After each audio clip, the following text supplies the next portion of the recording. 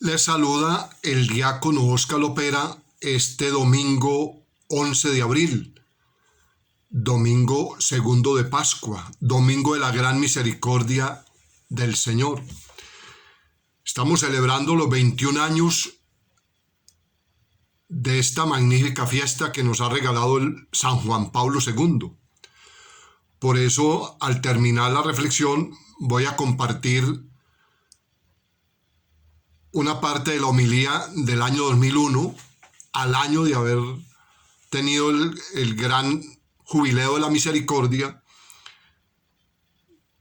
palabras de San Juan Pablo II. En el nombre del Padre, el Hijo y el Espíritu Santo, amén. Conscientes de que estamos necesitados del amor, de la misericordia y el perdón del Señor, reconozcamos que nos hemos equivocado, que le hemos fallado y pidámosle perdón. Yo confieso ante Dios Todopoderoso y ante ustedes, hermanos, que he pecado mucho de pensamiento, palabra, obra y omisión, por mi gran culpa. Por eso ruego a Santa María siempre Virgen, a los ángeles y a los santos, y a ustedes, hermanos, que intercedan por mí ante Dios nuestro Señor. Amén. Con un corazón contrito y humillado, acerquémonos humildemente a ese Padre de misericordia, Padre de ternura y amor, que siempre perdona nuestro pecado y nos lleva a la vida eterna. Amén. En este segundo domingo de Pascua, domingo de la Gran Misericordia, vamos a escuchar de los Hechos de los Apóstoles, capítulo 4, versículos 32-35. Al Salmo 117 vamos a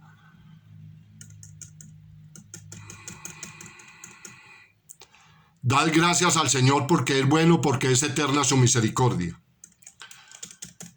Y la segunda lectura está tomada de la primera carta del apóstol San Juan, capítulo 5, versículo 1 al 6. Y el Evangelio está tomado de San Juan, capítulo 20, versículo 19 al 31. Lectura de los Hechos de los Apóstoles. En el grupo de los creyentes todos pensaban y sentían lo mismo. Lo poseían todo en común y nadie llamaba suyo propio nada de lo que tenía. Los apóstoles daban testimonio de la resurrección del Señor Jesús con mucho valor. Y Dios los miraba a todos con mucho agrado. Ninguno pasaba necesidad, pues los que poseían tierras o casas las vendían, traían el dinero y lo ponían a disposición de los apóstoles. Luego se distribuía según lo que necesitaba cada uno. Palabra de Dios, te alabamos, Señor. Al Salmo 117 respondemos: dad gracias al Señor porque es bueno, porque es eterna su misericordia. Diga a la casa de Israel, eterna es su misericordia. Diga a la casa de Aarón, eterna es su misericordia. Diga a los fieles del Señor, eterna es su misericordia. Dad gracias al Señor porque es bueno, porque es eterna su misericordia. La piedra que desecharon los arquitectos es ahora la piedra angular. Es el Señor quien lo ha hecho, ha sido un milagro patente. Este es el día que actuó el Señor, sea nuestra alegría y nuestro gozo. Dad gracias al Señor porque es bueno, porque es eterna su misericordia. Señor, danos la salvación. Señor, danos prosperidad. Bendito el que viene en el nombre del Señor. Os bendecimos desde la casa del Señor. El Señor es Dios, Él nos ilumina. Dad gracias al Señor porque es bueno, porque es eterna su misericordia. Lectura de la primera carta del apóstol San Juan. Todo el que cree que Jesús es el Cristo ha nacido de Dios, y todo el que ama a Dios, que da el ser, ama también al que ha nacido de Él. En esto conocemos que amamos a los hijos de Dios, si amamos a Dios y cumplimos sus mandamientos. Pues en esto consiste el amor a Dios, en que guardemos sus mandamientos. Y sus mandamientos no son pesados, pues todo lo que ha nacido de Dios vence al mundo. Y lo que ha conseguido la victoria sobre el mundo es nuestra fe. ¿Quién es el que vence al mundo, sino el que cree que Jesús es el Hijo de Dios? Este es el que vino con agua y con sangre, Jesucristo. No solo con agua, sino con agua y con sangre. Y el Espíritu es quien da testimonio, porque el Espíritu es la verdad. Palabra de Dios, te alabamos, Señor. El Señor esté con ustedes y con tu espíritu. Lectura del Santo Evangelio según San Juan. Gloria a ti, Señor Jesús. Por la señal de la Santa Cruz de nuestros enemigos, líbranos, Señor Dios nuestro. Al anochecer de aquel día primero de la semana, estaban los discípulos en una casa con las puertas cerradas por miedo a los judíos. Y en esto entró Jesús, se puso en medio y les dijo: paz a vosotros. Y diciendo esto les enseñó las manos y el costado. Los discípulos se llenaron de alegría al ver al Señor. Jesús repitió: paz a vosotros. Como el Padre me ha enviado, así también yo os envío. Y dicho esto, exhaló su aliento sobre ellos y les dijo: recibid el Espíritu Santo. A quienes les perdonéis los pecados les quedan perdonados, a quien se los retengáis les quedan retenidos. Tomás, uno de los 12, llamado el mellizo, no estaba con ellos cuando vino Jesús. Y los otros discípulos le decían: hemos visto al Señor. Pero él contestó: si no veo en sus manos la señal de los clavos, si no meto el dedo en el agujero de los clavos y no meto la mano en su costado, no lo creo. A los 8 días estaban otra vez dentro los discípulos y Tomás con ellos. Llegó Jesús, estando cerradas las puertas, se puso en medio y dijo: paz a vosotros. Luego dijo a Tomás: trae tu dedo, aquí tienes mis manos, trae tu mano y métela en mi costado. No seas incrédulo, sino creyente. Contestó Tomás: Señor mío y Dios mío. Jesús le dijo: porque me has visto has creído. Dichosos los que crean sin haber visto. Muchos otros signos que no están escritos en este libro hizo Jesús a la vista de los discípulos. Estos se han escrito para que creáis que Jesús es el Mesías, el Hijo de Dios, y para que creyendo tengáis vida en su nombre. Palabra del Señor. Gloria a ti, Señor Jesús. Queridos hermanos, yo creo que el mensaje claro en este segundo domingo de Pascua, domingo de la gran misericordia de Dios, es que para que nuestra fe no se apague, es necesario estar en la comunidad. Mire, cuando un miembro de la familia se sale del calor del hogar, ¿qué pasa? Se desvincula de la unidad de la familia. Se enfría en esos sentimientos, en esos valores. Toma caminos equivocados, toma decisiones equivocadas. Un ejemplo más sencillo. Prendemos una fogata y en el momento que está bien encendida, sacamos un tizón y lo ponemos aparte. Al momentico, se apagó. Entonces es la experiencia que le pasó a Tomás, que se retiró de la comunidad.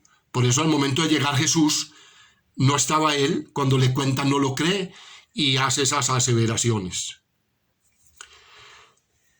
El Evangelio nos ayuda a descubrir cómo es una comunidad que no tiene en el centro a Jesús de Nazaret hasta que él aparece y ocupa su lugar, se puso en medio. ¿Y qué consecuencias tiene para todos? ¿Y qué pasa cuando en esa comunidad hay algún hermano que aún deseándolo no ha experimentado el encuentro personal con el resucitado y vive envuelto en dudas?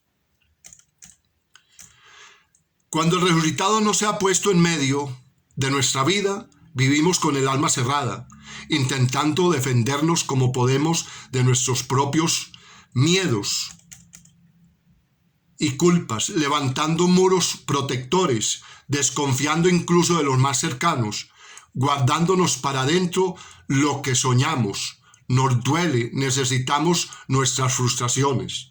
Cerramos puertas, ponemos cerrojos y guardamos silencio. Así estaba Tomás. Qué solos y qué mal estamos cuando nos falta el resucitado. Cuando lo sentimos, cuando no lo sentimos, cuando no lo encontramos, mientras otros sí lo encuentran, no hay palabras que nos consuelen. Quizá nos digan: tú confía en Dios, tú reza, tú pide, tú acércate a los sacramentos, pero sin resultados. Y por no ser una comunidad cristiana, está necesariamente en medio del Señor. Puede que haya celebraciones solemnes y charlas y actividades, pero cuando hay luchas de poder, divisiones o más preocupaciones por el orden y la ortodoxia que por la vivencia de la fe y el amor, según nos dice la segunda lectura, o las relaciones fraternas son poco fraternas o simplemente pocas, cuando hay poco espacio para la novedad, el espíritu es siempre constructor de novedad. Pero cuando falta el espíritu, cuando no está el resucitado, estamos como muertos. O cuando los pobres, los que sufren o los que no están, no preocupan demasiado, no podemos hablar de la comunidad del resucitado. El evangelista habla de que había miedo. Muchas de las actividades de nuestro mundo, mucho de nuestro activismo viene para huir de la relación. Se tiene miedo de encontrarse con los demás, se tiene miedo de encontrarse de veras con los demás, se tiene miedo de sentirse responsables de los demás, se tiene miedo de compartir las propias debilidades y de hacerse independientes unos de otros, y por eso se cierra uno dentro de sí. Jan Vanier. Qué interesante esta reflexión. Ante la desesperanza y el miedo, es fácil caer en la tentación de las nostalgias, otros curas, otros grupos, otros papas, otros tiempos, y encerramos en recuerdos o intentar olvidarnos de todo, como Pedro nos lo cuenta otro evangelio, que se marcha a pescar para distraerse, aunque no pesca nada. O los de Maús, que lo dejan todo atrás, se alejan confusos y desanimados, se alejan de la comunidad. No es difícil, por lo tanto, comprender y sentirse identificados con este Tomás apodado el Mellizo. Cuando se escribe el cuarto evangelio, en torno al año 100, han cesado las apariciones pascuales, y la fe no podía depender de una experiencia como aquellas, que por otro lado no muchos tuvieron. Aquella comunidad inmersa en una cultura filosófica griega que exigía comprobaciones, razonamientos, pruebas y evidencias, no podía simplemente invitar a creer porque otros lo dijeran. Eso podría más bien llamarse credulidad, a lo que antes se llamaba la fe del carbonero. Aquella situación no es muy diferente de la nuestra. No es suficiente creer porque nos lo digan otros o nos lo cuenten los evangelios, pero tampoco podemos aportar pruebas concluyentes sobre el acontecimiento de la resurrección de Jesús. Entonces, por una parte, hace falta una mínima confianza en la veracidad de lo que la comunidad cristiana nos cuenta, su testimonio. Y por otra parte, necesitamos una experiencia personal de que el resucitado está vivo y afecta mi vida. ¿Cómo es esto? Si la desconfianza y la incredulidad o el rechazo son mi punto de partida, es muy improbable llegar a la fe. Algunas pocas veces ha ocurrido en nuestra historia. Por eso se vuelve indispensable, más que las palabras, el testimonio de vida de los actuales seguidores de Jesús. Cómo viven transformados por la presencia del Señor resucitado. Las lecturas de hoy nos ofrecen claves importantes sobre cómo ha de ser la comunidad del resucitado. Primero, cercanía a los heridos y crucificados de hoy, tocar sus llagas en los sufrimientos y crucificados de hoy. Eso que el Papa Francisco llama una iglesia hospital de campaña, una iglesia samaritana, una iglesia que se va a buscar a los descartados. Segundo, una iglesia comunidad de hermanos que comparten y reparten lo que tienen y se aman entre sí. El libro de los Hechos de los Apóstoles lo explica suficientemente. Tercero, una iglesia misericordiosa que procura y sabe reconciliar y perdonar, que pone la compasión y la misericordia por encima de las leyes al servicio de las personas. Cuarto, una iglesia instrumento de paz, San Francisco de Asís, que sabe dialogar, acoger, comprender, acompañar, hacerse presente en los conflictos para tender puentes. Quinto, una iglesia que no se encierra en sí misma, que sale a las periferias, que pone en el centro al Señor y no a sí misma, que huye del clericalismo para ser pueblo de Dios, comunidad fraterna y de servicio mutuo. Una iglesia valiente en la que no faltan los mártires. Cuando alguien busque al Señor, es lo mejor, lo único que podemos ofrecerle. Esto es lo que hace el Señor con nosotros. De poco valen los documentos, los discursos, ni los catecismos, ni siquiera la lectura de la Biblia.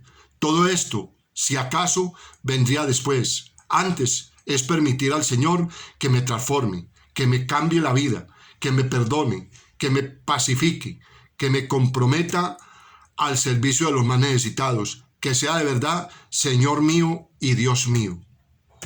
Por eso la iglesia tiene que esforzarse en mejorar, convertirse, purificarse, adaptarse y cambiar para poder ofrecer estos caminos de fe y responder a los retos de hoy.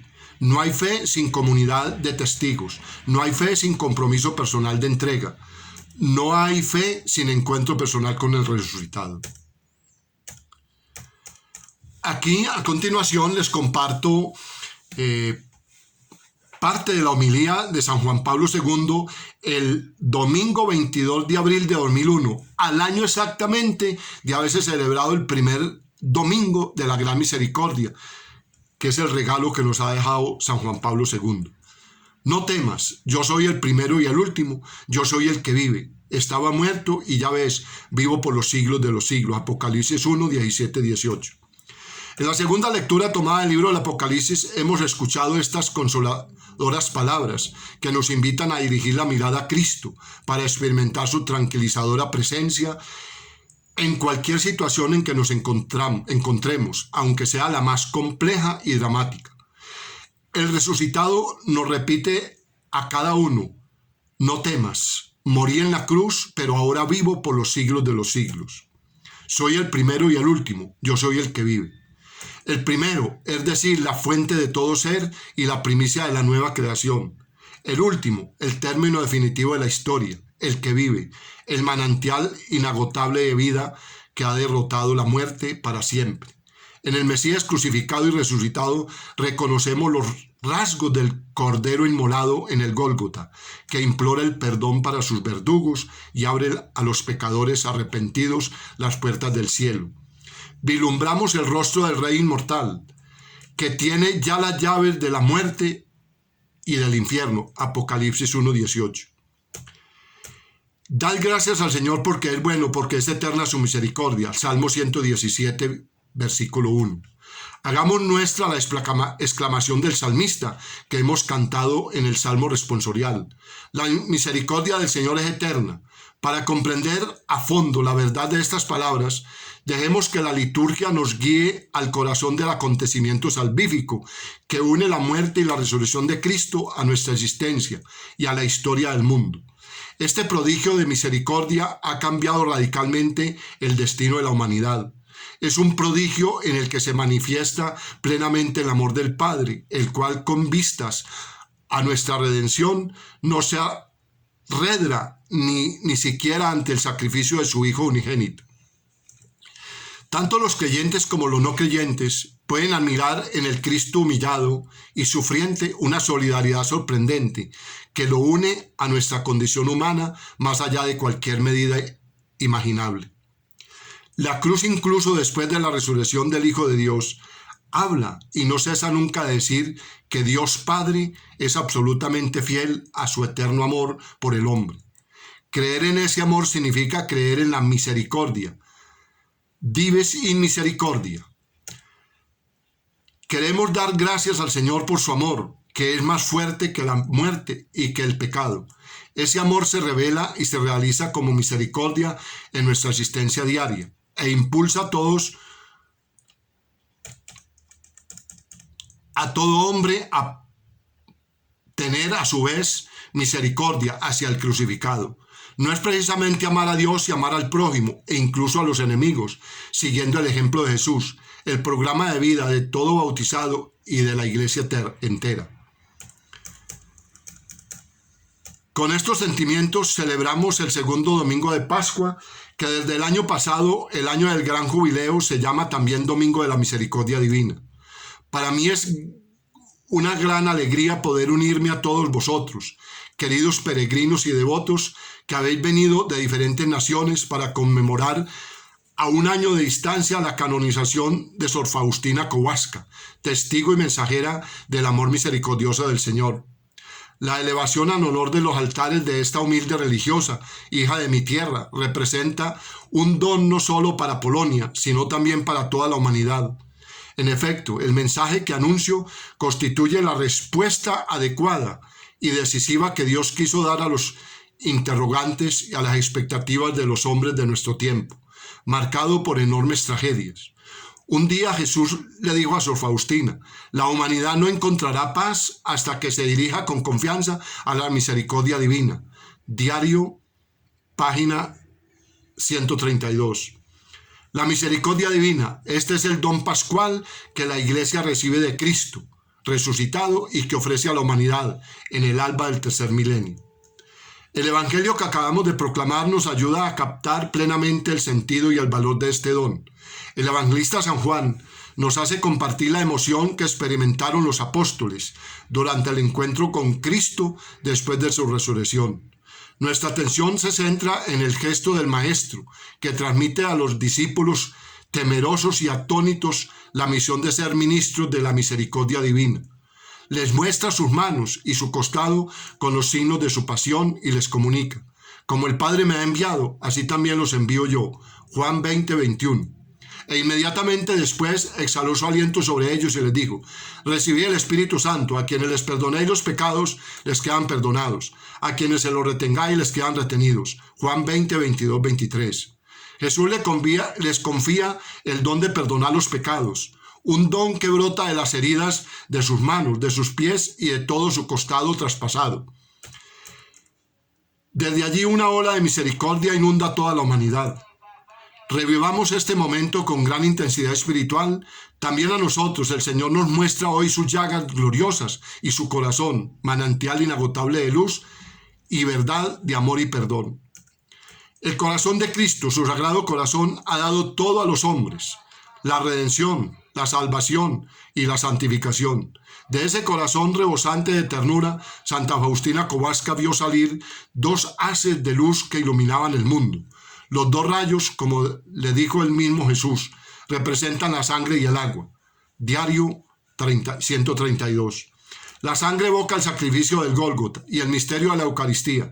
El agua, según la rica simbología del evangelista San Juan, alude al bautismo y el don del Espíritu Santo. Juan 3, 5, 4, 14. A través del misterio de ese corazón herido, no cesa de difundirse también entre los hombres y las mujeres de nuestra época el flujo restaurador del amor misericordioso de Dios, quien aspira a la facilidad auténtica y duradera. Solo en él puede encontrar su secreto. Jesús, en ti confío. Esta ejaculatoria que rezan numerosos devotos expresa muy bien la actitud con la que también nosotros queremos abandonarnos con la confianza en tus manos, oh Señor, nuestro único Salvador. Tú ardes del deseo de ser amado, y el que sintoniza con los sentimientos de tu corazón aprende a ser constructor de la nueva civilización del amor. Un simple acto de abandono basta para romper las barreras de la oscuridad y la tristeza, de la duda y de la desesperación. Los rayos de tu misericordia divina devuelven la esperanza, de modo especial al que se siente oprimido por el peso del pecado. María, Madre de Misericordia, haz que mantengamos siempre viva esta confianza en tu Hijo, nuestro Redentor. Ayúdanos también tú, Santa Faustina, que hoy recordamos con particular afecto, fijando nuestra mirada débil en el rostro del Salvador divino. Queremos repetir contigo: Jesús, en ti confío, hoy y siempre. Amén.